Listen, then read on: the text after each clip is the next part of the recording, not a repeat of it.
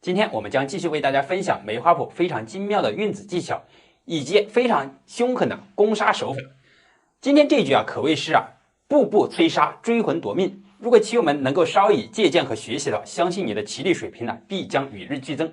好，我们直接进入主题。红方当头炮，黑方猎手炮，红上马，黑也上马。此时红方在马八进九，黑方也走马八进九，这就形成了一个大猎手炮。红方出车抓炮，黑方平车保住，进车巡河。黑方也出车抓炮，红方出车进车巡河。那走到这里之后，相信棋友们一看双方腿成了一个对称的阵型，双方左右均衡出子，而且阵型比较稳固。那么此时红方直接兵九进一，借助巡河车的威力，接下来由马九进八上马打车。显然黑方提前先避露锋芒，避让一手。那红方依然是上马，这里就威胁三卒。如果说一旦三卒拔掉之后势必这个车炮比较通畅。黑方不愿意显然直接走了一个卒三进一。那红方直接挺兵而上，这里就给黑方出一个小小的问题。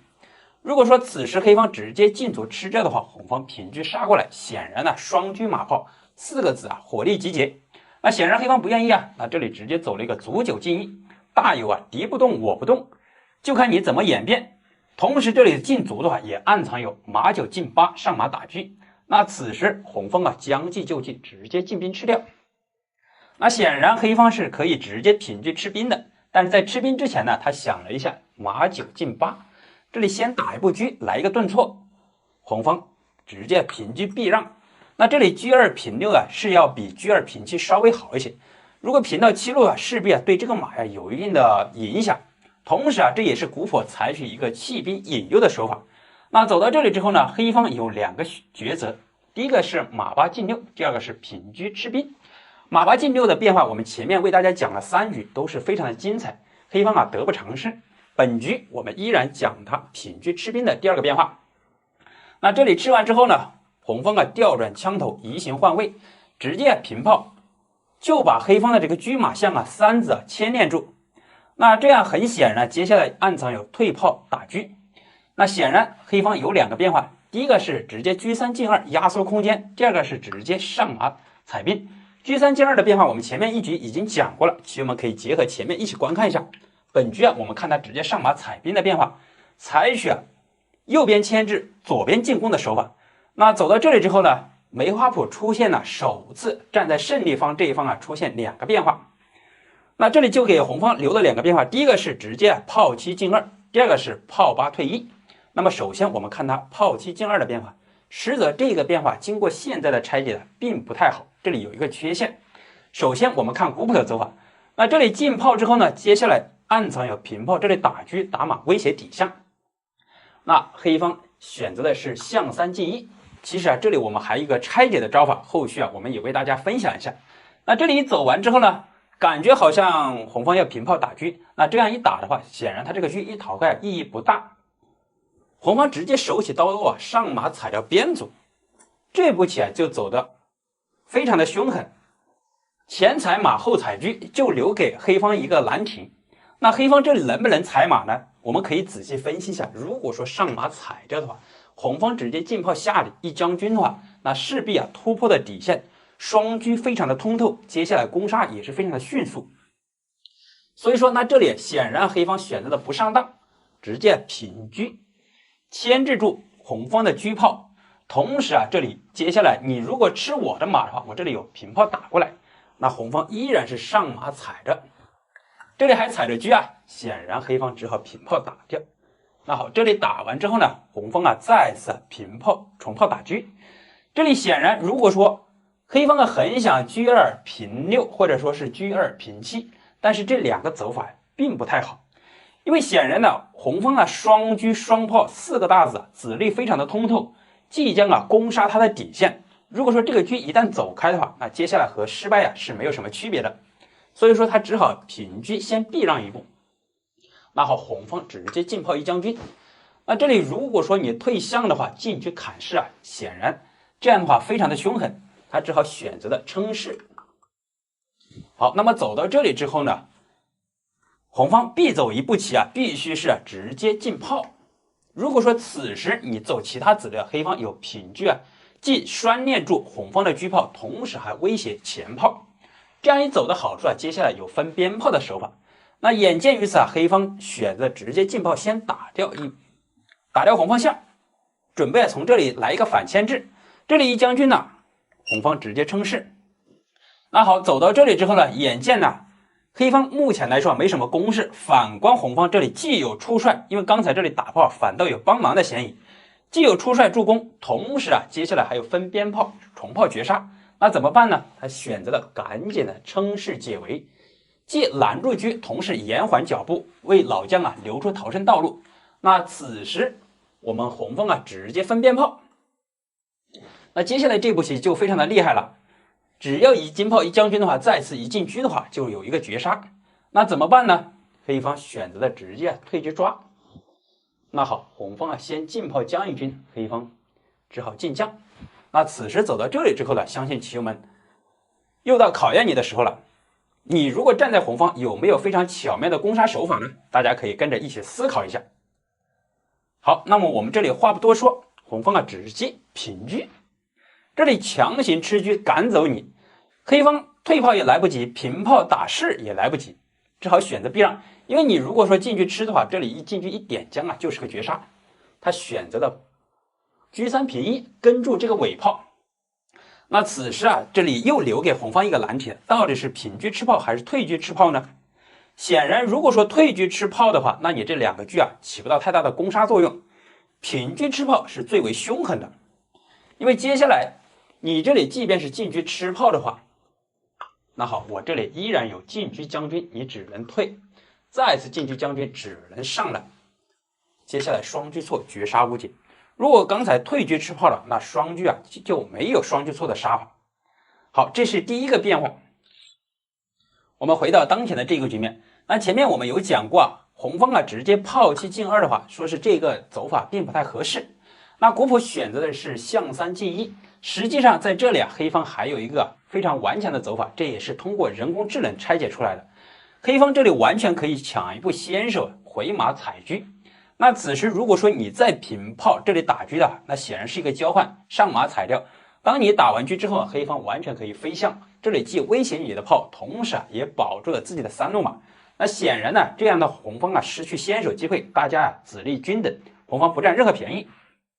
那我们看他如果说不平炮对车的话，那显然这个车啊势必要避让。那很明显，这里车啊是看中这个炮的，他只能在巡河要道上面走。其实他这里很想走啊车4、车6平4以及啊车6平3，其实这两个变化都是一样的。如果说这里啊挡住马腿的话，黑方可以啊平炮打车，啊这个车啊就打得很可怜。这里目前来说啊，在这里几个位置啊，这里是车口来不了，这里啊他仅此啊平车一步，那黑方再次平炮腾挪打车。那显然呢，你不可能进车吃卒吧？这里一吃的话，这个炮有根的话，黑方可以进车吃炮，那只好再次辗转回来。那这里一辗转回来之后，就出现一个变化，黑方这个炮啊咬住红方的这个3路马，同时再次可以移形换位调转枪头，这里再次借炮打车。那显然这个车就会被打得很可怜。我们可以看呢，在这个横线上面，它只有一个位置，只能呢平车到中路来。那走到这里之后呢，显然呢，红方啊得不偿失，黑方完全可以再次回马的话，这里前踩的炮和车啊，红方势必要丢子。那么即便是你现在平炮来打车的话，那显然也是来不及的。由此可见呢，古朴这个走法，黑方飞象的话，并没有现在的拆解的回马金枪稍微优势。那这样的话，显然呢，黑方是翻盘了，黑方还有取胜的机会。我们依然返回到这个局面，再继续看红方的第二个分支变化。这里直接炮8退1，接下来平炮打车。那这里显然呢，黑方选择了一个象3进1，提前呢先避让，防止红方啊进炮打底象，突破底线。那此时红方依然平炮打车，那这个车啊就打得非常的可怜。如果说他这里选择了甩车过来，显然呢我们双车双炮嘛，针对他空虚的右翼啊展开进攻，那这个阵势他招架不住，只好选择了车3平2。这里同时牵制住红方的车马，防止红方车马参与战斗。那感觉好像红方进炮打完马之后，黑方平炮打过来，好像占不到什么便宜。但是实则在这里红方是有非常精妙的后续手段。那么我们一起来欣赏一下，红方打掉，黑方仅此吃掉，不然的话丢子得不偿失。那此时再次借助先手机会平炮打一步车，那这里黑方这个车就显得比较尴尬了。如果说你这个车啊很想走到车2平6以及车2平7平8，但是一旦甩到左边来的话，这里啊空虚的右翼啊，红方很容易采取进攻。那走过来之后，完全可以上马，借助先手机会的上马踩炮挡车，同时还有进炮下底，所以说黑方招架不住。那这里他只好选择了先避让一步，然而继续留在右翼参与防守工作。那此时走到这里之后呢，红方直接上马踩车，那前踩车后踩炮，没有办法呀，只好选择了先进炮将军，打一个逃一个。那红方采取称势，那此时这里这个车就得小心了。那如果说这个车不好走的话，很容易啊，我们这里进炮下底将军啊突破底线，那感觉好像可以平车啊，这里牵连住你吃炮的话，我吃你的炮，那同时还有退车守住马，但实则这是一个败招，能够迅速啊绝杀。红方完全可以上马，这里一踩车的，接下来结合这个内道车啊砍士啊，就是一个绝杀，钓鱼马杀法，这个车啊就白白的丢掉了。所以说他在这里啊，最好的方式啊就是直接啊退车回底线进行防守，防止我们进炮下底。那此时啊，红方将计就计，你这个车啊下底的话，你就在这里进行防守了，这个车就被锁死了，卡在这里了。接下来红方有进车砍底士的话，双车错绝杀，所以说他没有办法，直接选择的仅此啊士6进5了，先进行防守，稳固一下。那同时啊也有将5平6释放这个3路车。那此时红方啊依然是穷追不舍，直接上马，通过这个马和炮啊就把黑方这个车啊牢牢的困死在这里。这样的话也隔断了黑方的车炮联系，接下来有平车直接砍炮，那黑方只好选择退炮回来。那走到这里之后，红方直接进车卡住，接下来暗藏有平车砍士啊凶狠的招法。假如说你这里进车来进行看守的话，红方直接可以上马踩掉中士，即便是你平车守住的话，那接下来进车砍底士啊同样有绝杀。他没有办法，因为这个钓鱼马实在太厉害了，只好选择平炮挡住。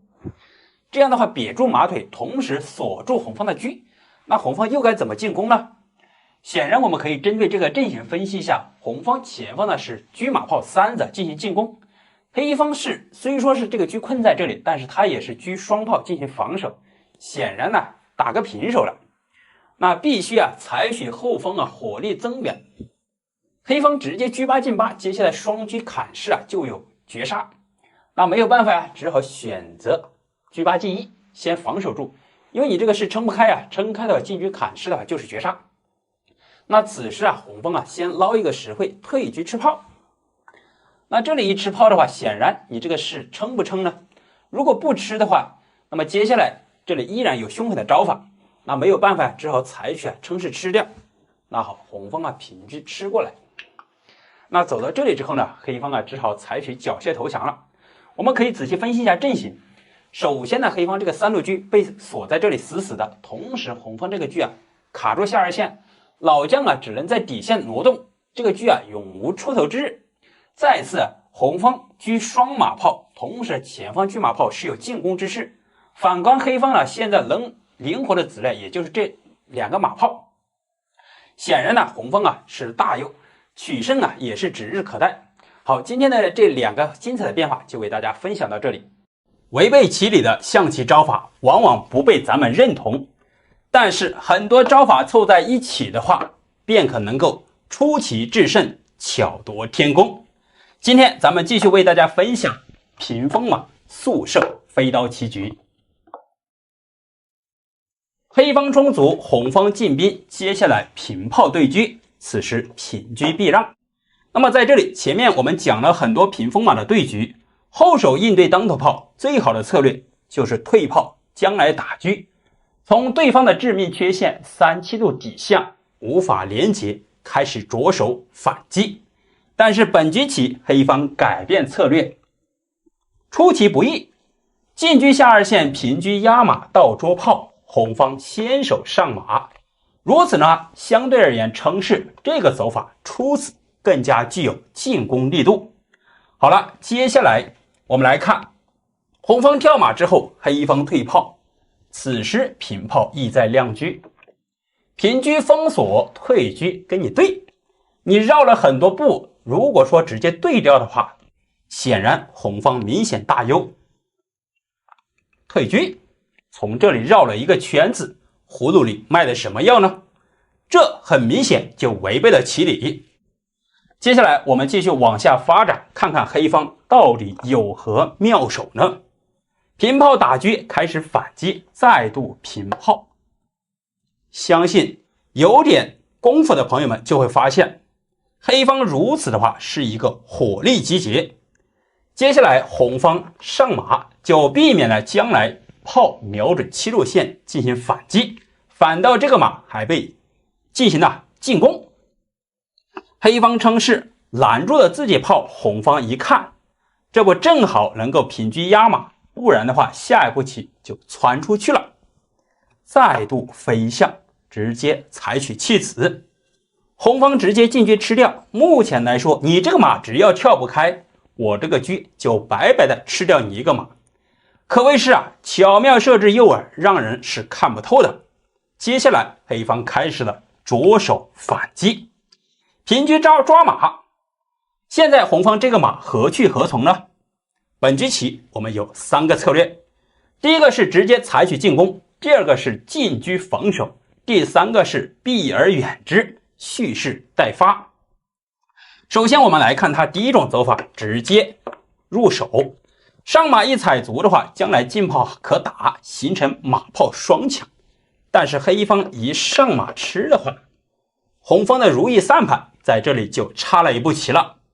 现在还不敢进炮打，因为这里先手打了车，那倒也行，退车的话捉马，炮还打马。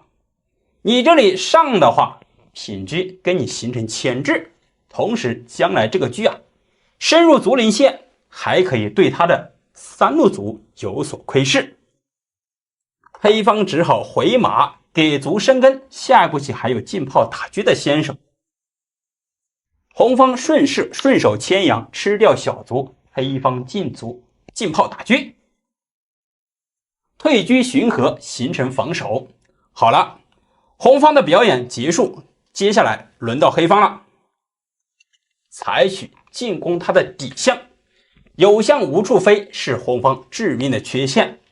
那现在很明显，一旦吃象之后，将来双车抢夺式还有顺势腾挪炮路，形成双车炮底线进攻。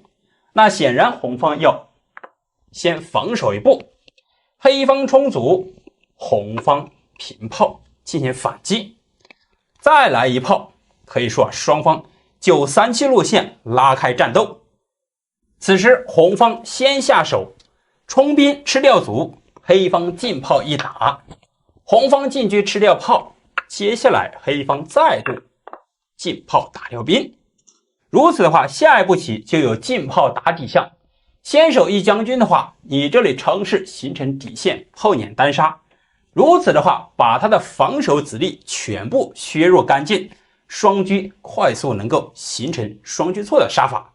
那么在这里很明显，这个车得避让开，当然他这里象是不可以飞开的，因为双车夺势直接杀棋。好，我们来看红方把车走开，也是仅此一个位置，接下来快马加鞭。那在这里下一步棋很明显的话，将来有跳马踩车，还有打底象，先手退一步，同时疏通车路，将来防守。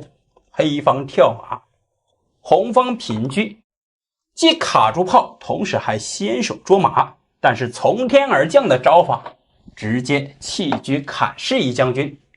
红方如果说直接平帅吃掉的话，黑方平车吃象，直接杀棋，形成车马冷招侧面虎杀法。好，那么当然呢，在这里可能大家会认为，当黑方进车吃掉底士的时候，红方如果说不吃车进帅呢？如此的话，黑方一吃象，相信这个棋局继续往下发展的话，也是很明显，黑方有强大的进攻优势。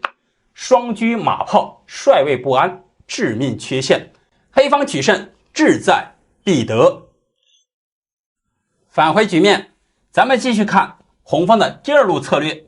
进攻不成立的话，采取防守，进车给马生根，将来可平炮打车。黑方先手充足，目的是活通马路，将来可上马采车，还有平炮打车。红方先下手，那么黑方直接上马，按照原计划进行，踩着车打着车。红方一看，进炮一打的话，你打我的，我打你的，同时还赚了一个马，如此的话，你的双马全部丢掉了。但是在这里，高手行棋往往并不会急于贪吃，先选择充足吃掉兵，卒吃着马，车吃着炮，炮还打着车，当然是逃车最为重要。那么接下来在这里大家来看看，换作是你的话，是吃马吃炮呢，还是如何进攻呢？这里就展现出非常凶狠的招法。只见黑方直接进炮打底象一将军，红方仅此一步成事。接下来平卒吃马，红方一看平车吃掉卒，而且还保住了炮，难道黑方不会下棋吗？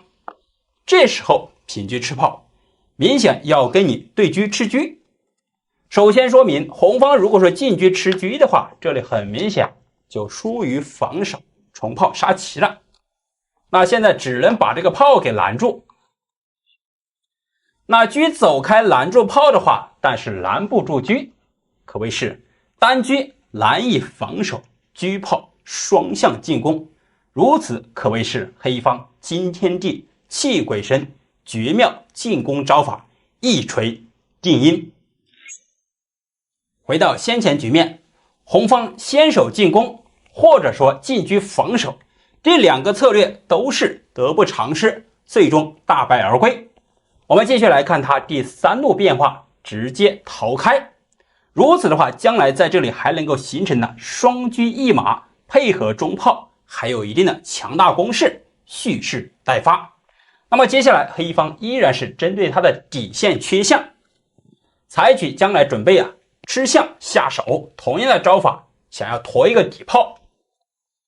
红方平车守住，黑方充足，如此的话再度平炮，你这里就没有再度平炮，形成了双方一字长蛇阵。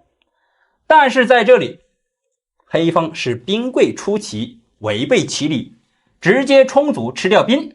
按照我们常规走法，一旦充足之后上马先手打车，势必还可行。但是这里主动弃子的话，还真是难以常见。接下来再度充足，红方一看拔掉了你两个马，中路非常的空虚，中炮蓄势待发，直接炮阵中路，而且腾挪相位，将来形成双向连结。但是黑方不给机会，抢先充足，吃着车，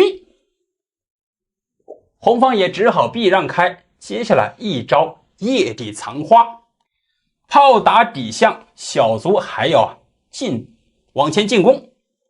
我们来看看，首先来说把象飞开的话行不行呢？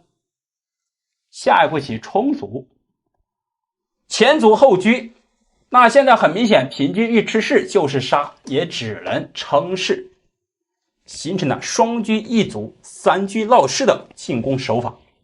充足一吃掉士的话，老帅不能动，他如果逃的话直接杀了，也只能退士吃掉，大军杀到，请上二楼，再度双车托底，直接杀棋。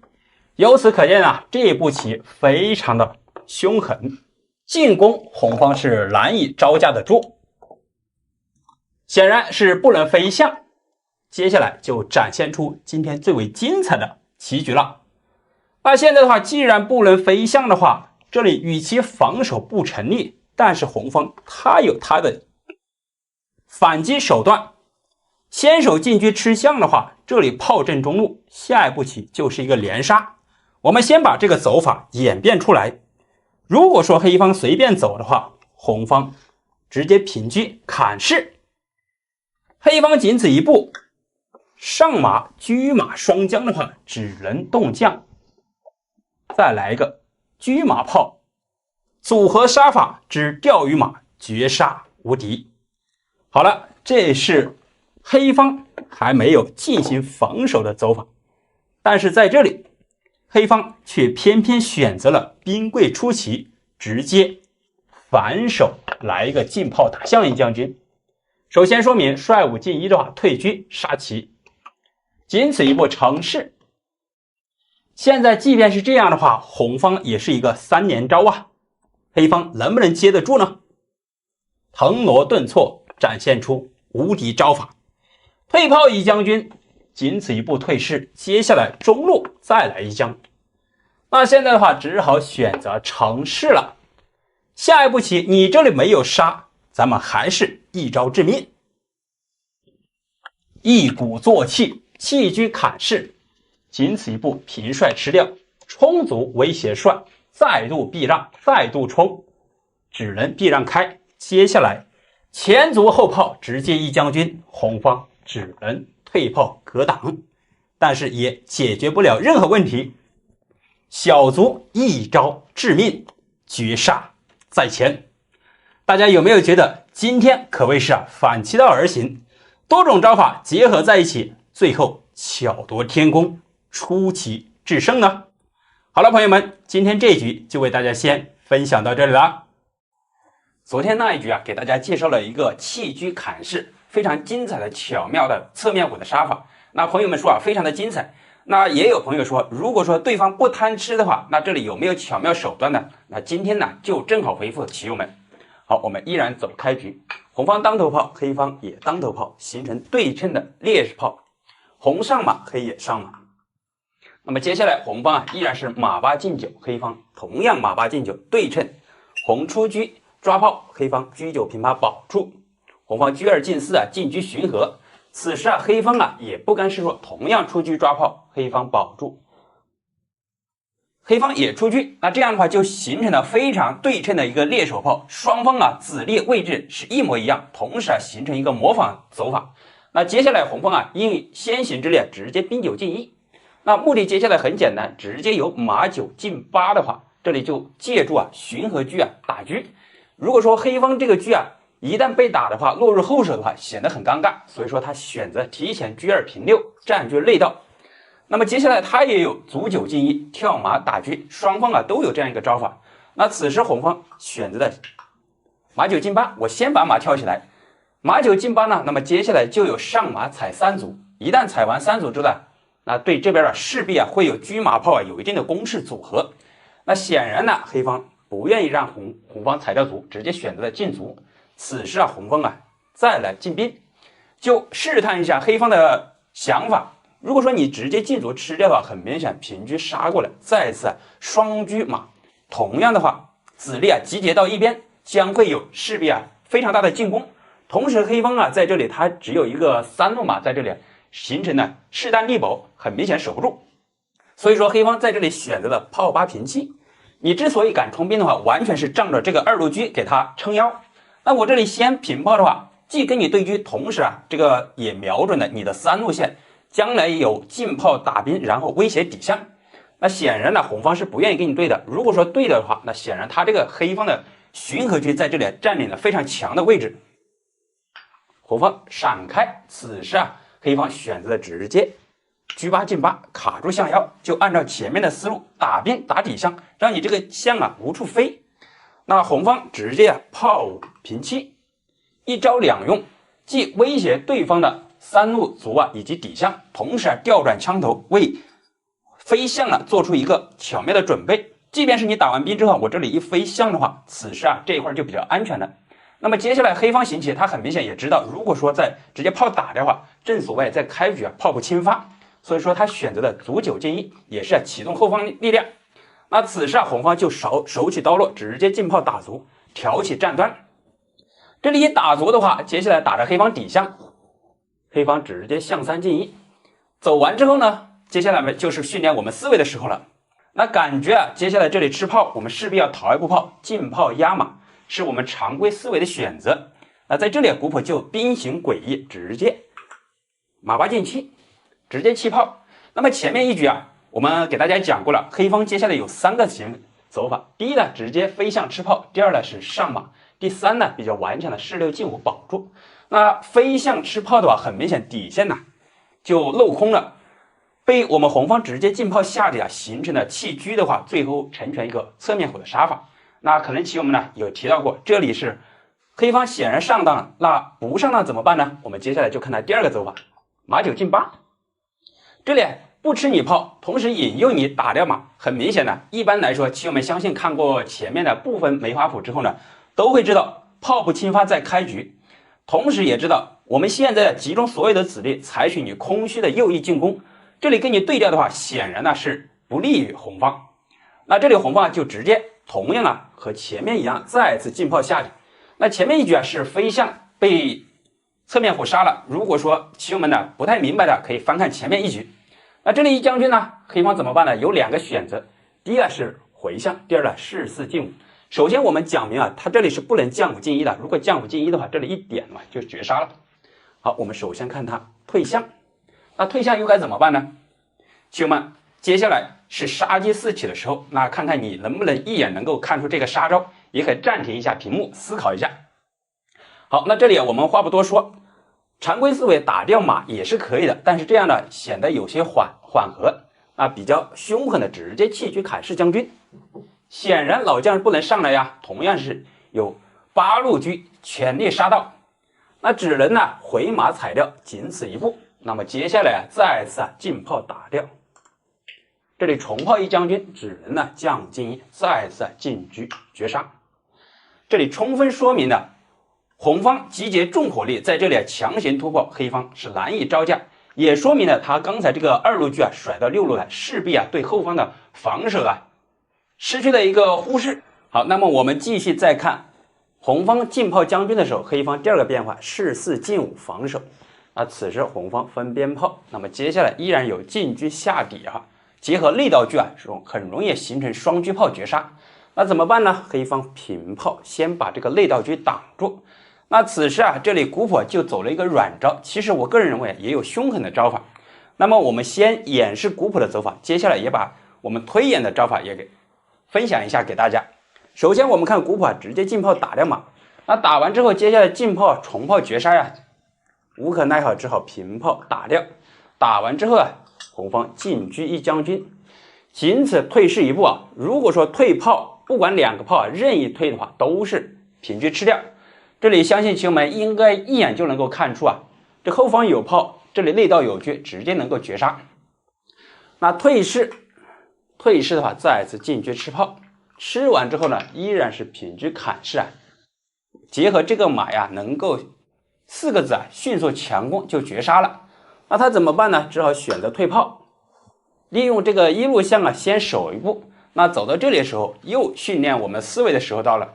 棋友们，这里接下来如何抉择呢？你能不能一眼看出这里有非常精彩的巧妙杀法呢？好，那这里我们首先说明了平车砍炮也是可以的，但是这里是有一个弊端呢，就是如果说对方在这里有杀的时候我们平车砍炮会贻误战机，反而容易被反杀。那古朴这里就比较凶狠，直接进车砍士，再次弃车。那首先我们可以看呢，如果说退将的话，这里再一退车的话，就是个绝杀，因为有这一个侧面虎的这个高粱马在这里，老将上不来，所以说他只能选择吃掉。那吃完之后呢，那接下来同样是平车砍炮，依然是结合侧面虎的杀法，车马炮3子在这里形成非常强大的攻势，老将同样出不来。同时这里我们也说明一点在很多进攻的时候，红方都采取一个进车砍士这里是运用了一个引蛇出洞，把老将原本在王位比较顽固的地方引到比较危险的地方，很容易形成一个绝杀。我们在这里再继续为大家分享第二个古朴并没有涉及到的走法。那前面古朴是直接进炮打马，那么我个人认为直接可以车8进9，下着来一将军。这里是充分为大家介绍前面我为大家推广的顿挫的手法。通过2步顿挫，对方的子力没有做任何变动，而我方的子力已经到达前方阵营。首先我们可以看他这里退炮的话，我们直接平车砍炮绝杀。退象的话有多少吃多少，唯独有退士以及退马。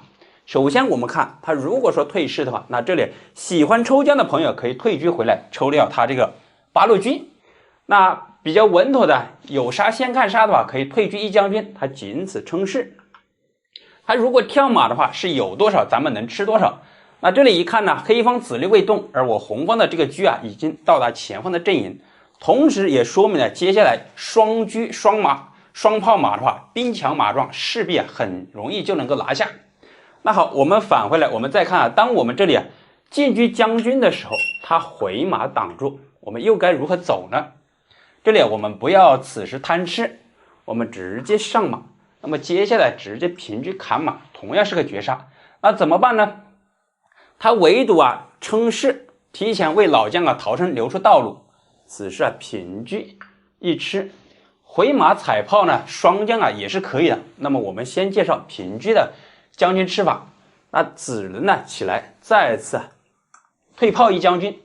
那他如果是回到3楼的话，进车绝杀，子人呢退炮。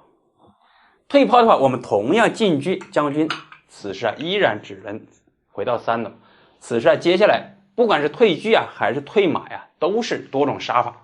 好，棋友们有没有发现古朴是采取一个进炮打马交换的手法，而我个人为大家推演的是这种我们双炮双车以及双马子力全盘都在的情况下进行的一个攻杀。那2种方法都已经介绍给朋友们，大家有没有觉得比较好呢？如果说你学到了比较精彩的话，欢迎给我点个赞，评论区交流一下，非常感谢。